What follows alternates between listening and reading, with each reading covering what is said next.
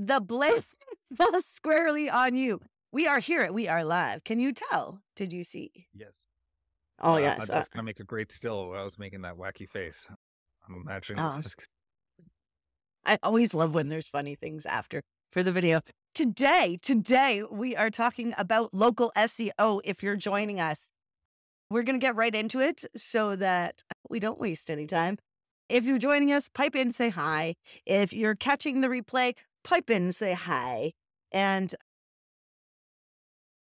let's talk about SEO, local SEO. So fun. What you got for me, babe? SEO. Felt like we should cover local SEO because there's a lot of local businesses. It's a big one. And what you do for a local business is going to be different than what you do for doing content marketing or any type of SEO like that.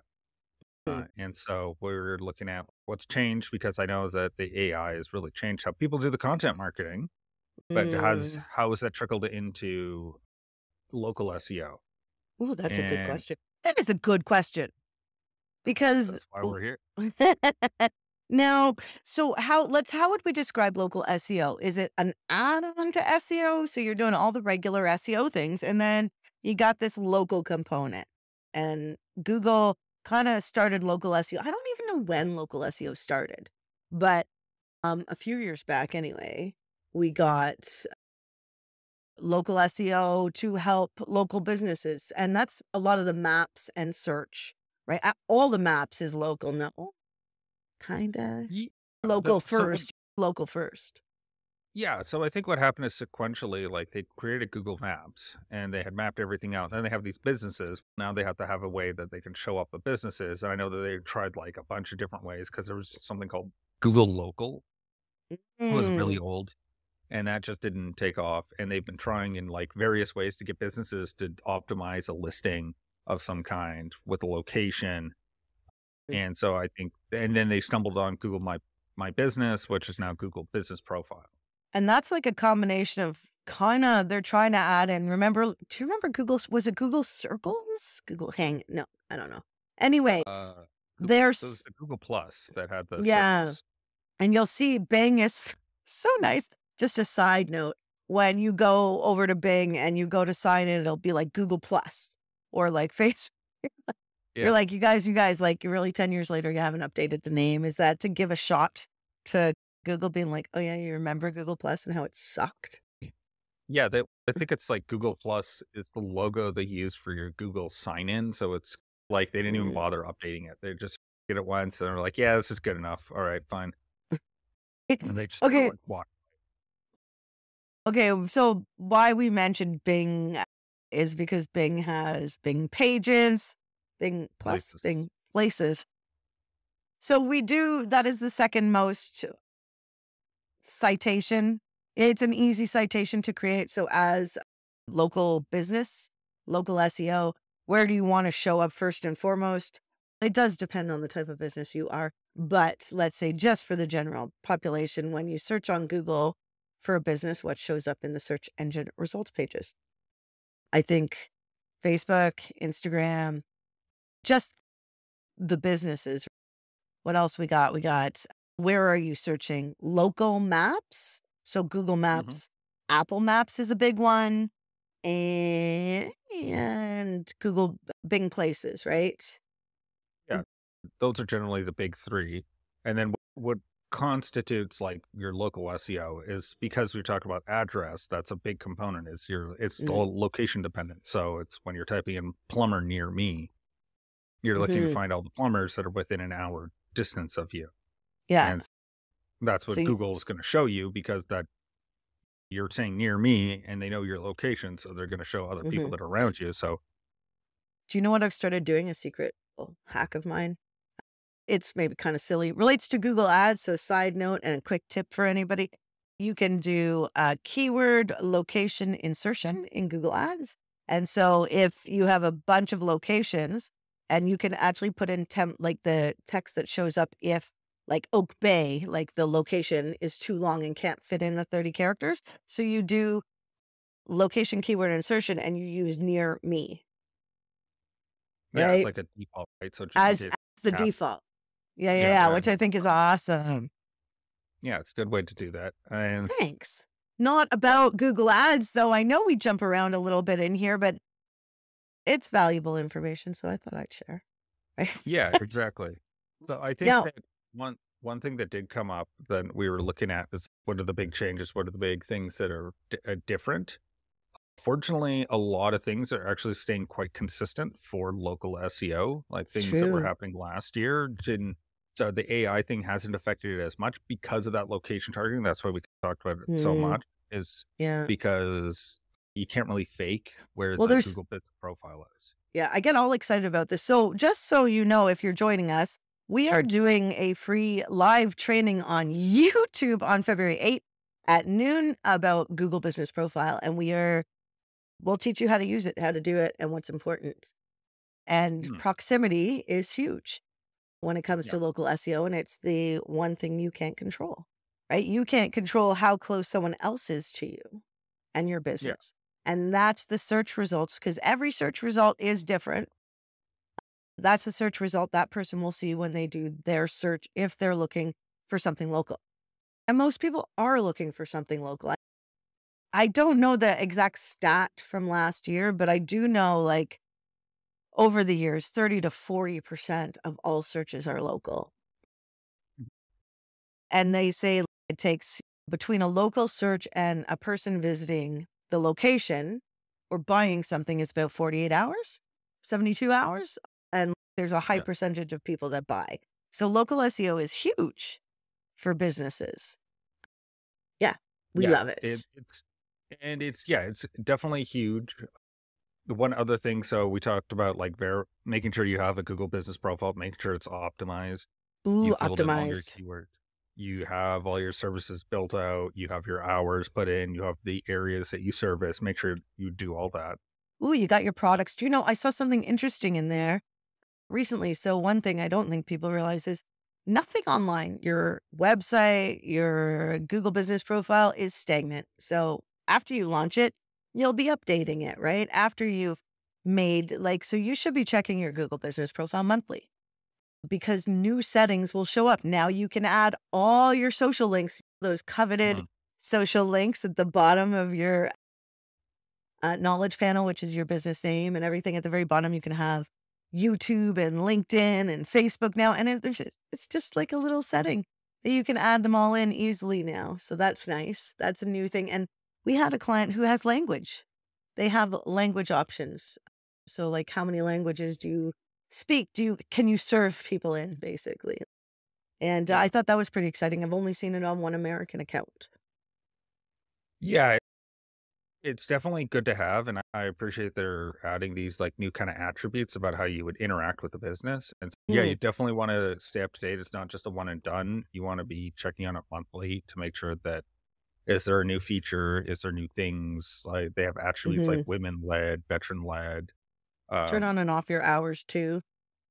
That's Yeah, a big one.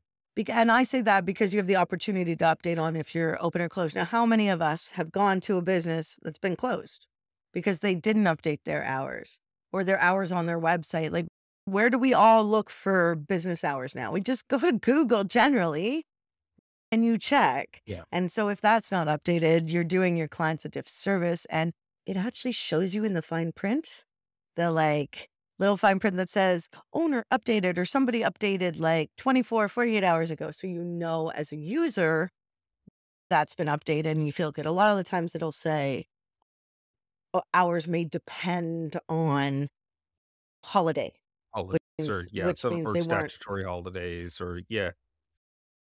And it's definitely one that, yeah, keep them up to date, keep it fresh. Freshness is always a big ranking factor with Google.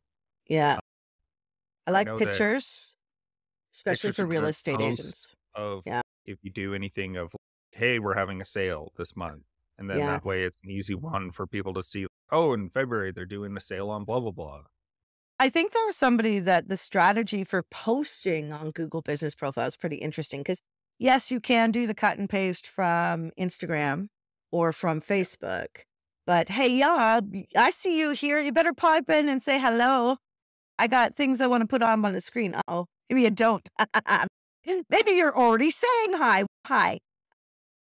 So we were just talking about posting and strategy. The strategy for posting is to post your reviews. So make a pretty post on Canva. You don't have to worry about the size of it. Try to make it square because that's what fits in Google. So do posts on with your reviews. Do posts on kind of case studies, not your big case study, but if you see something, if you're a marketer and you see something in the stats, man, snapshot that, put your colors on it and post it. Bob's your uncle, Fanny's your aunt, right? That stuff is Yeah. golden. Yeah. And I'm just going to go get the comments while you talk about Google Business Profile failing for a sec, because I just think I just went up oh, crazy about it.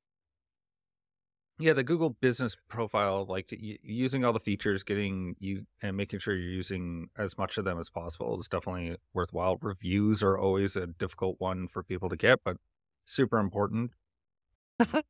Laura's here. Sorry. Woo, happy New Year. Yay, I found you guys. Oh, sorry. From Google, yeah, with your reviews, make sure that if you're a brick and mortar location, that you don't get someone to leave the review at the location. You want them to go home and Big do one. it. Yeah. Yeah. And there are companies that sell leave a review, like you've seen it at your dentist office or whatever. That is bad news bears, because Google looks at that like you've convinced people to leave you a review. Or bribe them in some way, Yeah. right? They figure, and it's mostly because some people did do that, and so they have to take. Yeah, it has nothing to do with any of the other businesses, but there's some that were acting bad, and so now they have But to do. they also say you can solicit reviews, which is interesting because in the actual documentation, they have said ask for reviews from your clients. That's why we do it all the time. So if you know us and we've helped you in some way, give us a review. 5-star would be preferable. We'll share the link. And you guys tell me what you think of this. I actually wanted to do something in the group where every week I do a post, or we do a post that says, leave a review for somebody you've worked with. Just a reminder for people to leave reviews for other businesses and people, because it really does help. So I was going to do a post. Oh, yeah. So send an hour after you leave the location. Yeah, I would do that. I think that's a good way to do it. Put your review link on your invoices, put it at the bottom of your email. Those are some of the things we tell our clients to do, which is really helpful. And be unapologetic about asking for a review. You got to toot your own horn if nobody's going to toot your horn, right? Yeah, exactly. And it is a bit of a grind to get them, but if you don't put in that effort, just like anything in business, you're not going to get ahead. And so you've got to put in that effort. If you help someone, the whole idea is if you help someone, you can ask them for a review because you've helped them. And that's in the documentation from Google, I do believe. What they say is they say that you've had any interaction where you've been helpful. It doesn't specify that someone had to get paid. So if you just happen to help someone, a great thing to do is, and you're just like, I don't even want to charge them like it was so quick, then just send them a review link, and then that's enough because you genuinely help the person, and so if they found it helpful, then they could leave a review for that. And so that's perfectly good. We're saying, ooh, does it matter if you send the review link as a pretty link? That's really interesting. I don't know, to be honest. I've had reviews go missing. I have a friend who I've left a review for who did some work for us, and I can see I've written the review, but she can't. Now, maybe that's because I work in SEO and I think I set up some of her tracking. So I'm not sure if Google associates my business and my personal with her some way, and that's why she's not getting the review. I haven't tried pretty links. I would try that. I'm going to ask Jody, who's here. Jody, I see your beautiful face in the comments, but I do not see your beautiful face. It's a Facebook thing, and I want to know if I can change that, and if you have to like my Facebook business page to get your beautiful face, like Aura's face in there. I like it. So the reason is because Jody's watching it from the group, and because the group is closed, Facebook isn't able to send that, whereas Aura is on our Seymour Digital Media Facebook page. And that's why she's got information. Rock stars. I'm glad you guys are here. To Anyway. answer the pretty link question, it shouldn't affect the pretty link because Mm. pretty link just does a redirect. So it won't affect them actually leaving a review because once they get there and they actually go in and type it, it shouldn't, they're there and they're already posting it. So it shouldn't Try it. affect that Give it part of to it. me. Have I given you a review? Send me your link. I'll give Yeah. yeah, I might have to try it And, from a different profile so I don't screw it up because I know I might have helped you with your measure setup too. and it Yeah. doesn't matter if you do a presentation, then people go review, will Google think it's spam? Yes. So you don't like 10 people, I think you'd probably be okay with. What Google doesn't finds weird is when you have like big jumps in the number of, if you've got like nothing and Review then you got, bombing. Yeah. yeah. And any sort of, if there's 10 people, I think it'd be okay. Just have it staggered out as much as you. That's so cool. Yep. Yeah. Thanks, Jody. I guess you proved what I needed to know. I'm working Yeah. on my eCam game. Guys, eCam, honestly, it's so great. Yeah. Did you like that? Yeah. Yeah. Okay, let's go back. So what's really important for Google Business Profile, local SEO? Google Business Profile is super important for local SEO. I think it counts for like 36% of your local SEO. So then you want to do other SEO, like regular SEO and your technical SEO. Oh, yeah. Hi, Jody. You are, and I love it. So local SEO, I wanted to say before we dig deeper, we are doing a live on local SEO training on February 8th. I mentioned it before, and yes, I am promoting it here because it is for you guys. So you can do your Google Business Profile yourself, and so you can feel really confident doing it. Yeah, so we're doing that on the 8th, but we're digging in here to talk about it a little bit too, to help people understand that it is really a really important aspect of your business. Did you know that 90, okay, maybe not 90, Phelan, how many websites have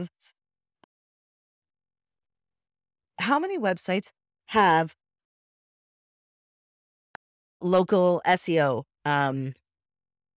characterized by pages and things like that and like on page SEO? Like when you go to a website, I guess what I'm trying to ask is when you go to a website, can you tell if somebody's doing less local SEO? And if you can tell, do you think that most of that person's traffic in analytics could show where their traffic is coming from? So there's two Uh, questions there. yeah. One So for the website, first one question, dun dun dun. the first question, can you tell if someone's doing local SEO? Yeah, you'd probably be able to see it pretty quickly, mostly because they'd have like areas that we serve, something like that. That'd Mhm. probably be a good indication that Of a because they're local. trying to identify that here's where I work. And so because of that, that'll let you know a lot about probably where they're located. Mhm. Um, I and then think what was local SEOs are the best, or well, local businesses for when they're doing their local, it's very evident on their website, right? They're geo yeah. targeting with a keyword. Yeah, location. So they'll have location pages, and local businesses are really great for, they really do conversion rate optimization. So CRO, a little bit better than a lot of other businesses because they have one thing they want or two things they want from people. They want you to go to the website, they want you to fill out a form, call, or visit, depending on the business. And I most think likely, if that's, you're going to a local business, what you're doing, I need a plumber. I want to get my carpets cleaned. yeah. Well, what you want to do, it's very like the intent is there, so it's still very effective Mm, compared to any sort of content marketing, which is it's just it's a tougher game right now in yeah. 2024. I'm going to, And it's oh, go ahead. I got oh, excited. there was a second part of your question that I forgot. Oh, yeah. I was going to get to that. So I'm just going to say, Aura, I see you're asking for the link. Yay. Well, I'll make sure that's in the comments. So if anybody wants to come to the live on February 8th to learn how to do their own Google Business Profile, let us know. And the second question was, Phelan, can I go into my Google Analytics and can Oh, I find out if I'm getting local business, or if I'm getting local visitors to my website from um, Google Business Profile? yes. So what we generally do is when you add your link to your website, to add a UTM parameter. That's the UTM source is Google and the medium is GBP, so Google Hmm. Business Profile. Ooh, so And we so should that teach will people show up in this. your. Yes, we probably should teach people this part as well. And so it's a simple, when you add the URL, it's just question mark and then UTM underscore source equals Google. Uh, We'll write this out too if you yeah, want to add it. One of the interesting things that comes up is if you have a Google Business Profile and you want to use Bing Places, there's a click of a button where you can update Bing Places. And this is where you really learn the ease of use of UTM parameters, because when you update your Bing Places with that one click button, it'll update the UTM parameter to Bing or to Google Business Profile Places. So you won't, in your analytics, it won't be giving the right source information. So you would have to update that. So that's why Phelan, I think that and other reasons is why you've memorized the UTM parameters. I, yeah. And yeah, it's just seeing them all the time is just stuck in my head. And Mhm. yeah, you definitely want to make sure that when you, yeah, don't just automatically update your Bing places. You probably want to log in there and manually check things as well, Mhm. because that's going to be just a smarter. Every month. Yeah. Yeah, It can be really fun. I actually think you can make, no, this used to be true. I have to check my Facebook business page, but you can actually make your, like on your Facebook business page, you can have products. Yeah. And with little pictures and info. And you guys correct me if I'm wrong, because I am not the Facebook specialist, but you can have little products on your Facebook business page and you can match them on your Google business page profile so that you have your products there too with the branding. And so you can make them both look really nice. And the idea behind Google Business Profile is to connect to your website. We know that Google is, let's say Google's trying to make a clickless future. And what that means is that you get, okay, our dogs are going to bark any second now. So I might mute myself, but that was cute. okay, so yeah, as the dogs decide to bark and cause consternation, I'm gonna take over with this part. And yeah, it's definitely one where you can do also stuff with connecting your Facebook page. You can also have the ratings there. If people are rating you really well, that can also show up on your Google Business Profile. I would say in the current set of what you would be, another thing you want to be focusing on as well is like citations. They still matter, your name, address, phone number across the web, making sure it's consistent. Um, it's been slowly, people have been saying it's been decreasing in importance, but it still is a really good thing to have for your business, is to make sure that Google consistently you reinforce the right name, address, and phone number for your business. It's true. It's And true. I'm going to cut you off because, yeah, that's true. It's true. I wanted to say, Phelan, um, for most of the websites we see, and when yeah, we go and we look in analytics, where's most of the traffic come from? Google Organic. Okay. Uh, Yeah. Yeah. Still, from what we can see in Google Analytics, most traffic comes from Google for all websites. I know people sell, like a lot of coaches sell better on Facebook and stuff like that. But the reality is everybody's going to your website to figure out who you are. yeah, And and I think the biggest factor is how much of a known quantity what you're selling is. if If you you're can sell coaching, to your neighbor. But go on. Yeah, go on. but if you're a coach, that's a little more complicated because I need to know more about you as a person, and so that's why you have to have a content strategy and like maybe on YouTube and like you need people to get to know you before they're ready to buy from you. Whereas if I'm hiring like a plumber, I know what a plumber is, I know what they're doing, and I know which situation I'm going to be like reaching out to them and what, and then basically it's down to like reviews, or if someone recommends a certain person, that's really going to be the factor that'll push it over the edge who I pick. But for the most part, the a local business is going to be a known quantity of what they are. Oh, this like local business is, they sell this, and then you know, and then that's why you go and search for them. You're muted.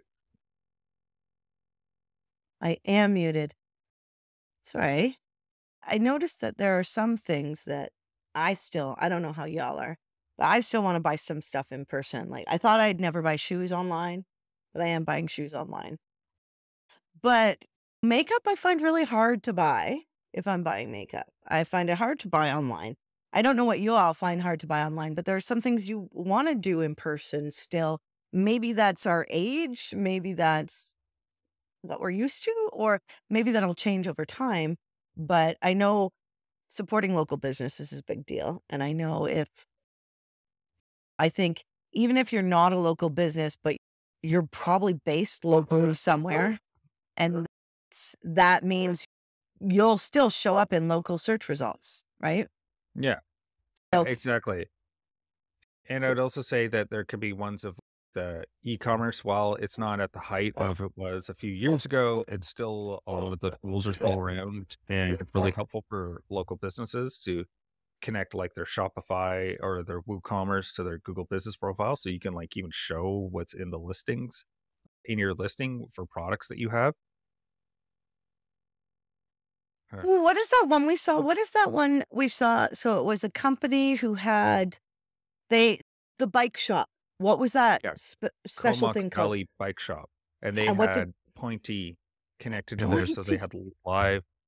So as they bought something, the inventory was updated in real time and then updated to their Google business profile. I haven't seen too many other businesses really apply do that. that? But yeah, now you can buy right in the shopping in Google. So I'm assuming that one day you'll be able to buy right in Google Business Profile. And it's a great way to, as we click less for our clickless futures, when you're searching for something, it's really good if I can just click on your product and go right to that product page in your website. Or if Yeah. you have a post, maybe I can click on it and go right to your blog from the post on Google Business Profile. Maybe that's the intention behind the posting. I'm not sure. I think it's to tout how great you are, and maybe to direct people to inside your website instead of just going to your homepage. Yeah. That's generally referred to as like deep linking, where it's like you're not just linking to the homepage, but you're linking deep into the website, into a product page or a blog post that you want someone to just jump straight to this point. Now, would that be considered an external link going? Would that be like external? It'd be a link going to your website. So does that count as? It'd be just a no follow link. That Would it be no? What? Yeah, No, Google's links are all no follow.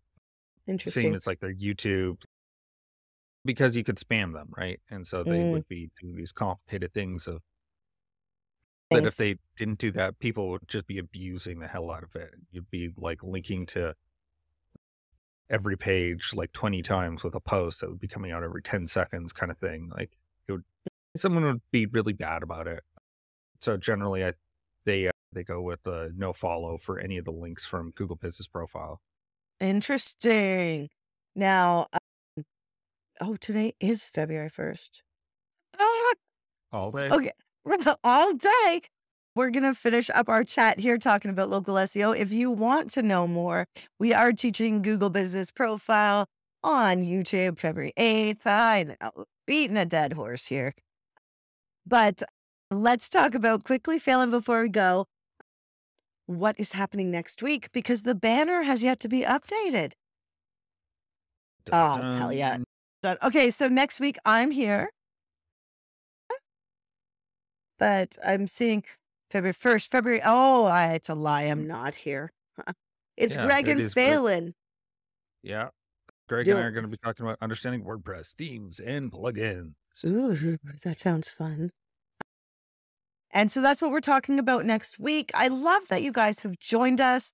We got a minute left. If you have any questions, we'd love to answer them. And if not, we're just going to ramble away here about how crazy this week has been. Has this week been crazy for you? It has been a lot. I know many industries are busy, and I know many industries are suffering. So where are you at? And like, how can we help you? Because I bet we could. Let's hang out. I'm like, yeah. So that's all I got. What do you got, Phil? You got 7 seconds left. 7. Okay, I've got 7 seconds. I think that, yeah, I think it's been a crazy month for us so far on our end, and we're definitely interested to hear more about what other people are going through and what's up with other people. Yeah. If you are seeing this live, we do socialize in our Facebook group. It's a free marketing Facebook group called Cyberpunk Geeks Marketing Mixer. Every Thursday we do a live. Every Friday there's a happy hour after work where you can meet people on Zoom, talk about marketing and what's going on in your life. If you want to join us there, Rena hosts that. And yeah, you can find us in the group or on YouTube or our business pages. And we'll hope to see you next week. We'll be doing a live and it'll be great. Okay. Bye. Bye. Have a great weekend.